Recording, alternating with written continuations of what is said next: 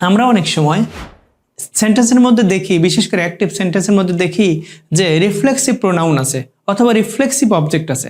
Reflexive অবজেক্টগুলো কি কি? Your self, my self, our self, them self, him self, এই জাতীয়, অর্থাৎ সেলফ অথবা সেলফ যুক্ত যে অবজেক্ট আছে সেইগুলো যদি কোনো সেন্টেন্সের মধ্যে, বিশেষ করে অ্যাক্টিভ সেন্টেন্সের মধ্যে যদি থাকে, যখন আমরা এই সেন্টেন্সটাকে প্যাসিভ করতে যাই আমরা কনফিউজড হয়ে যাই যে ওই অবজেক্টটাকে কিভাবে সাবজেক্ট করব।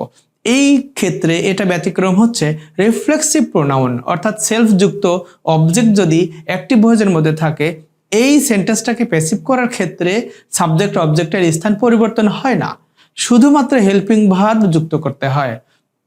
আসো আমরা উদাহরণের মাধ্যমে দেখি।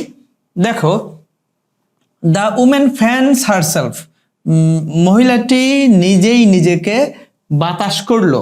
অর্থাৎ এখানে দ্য উমেন আর হারসেলফ একই।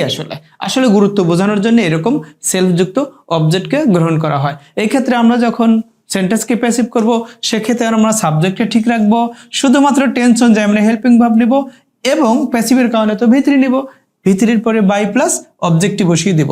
তাহলে আবার বলছি, দেখো, দ্য উমেন ফ্যানস হারসেলফ, এটার প্যাসিভ ফর্ম কি হবে? The women is fanned by herself.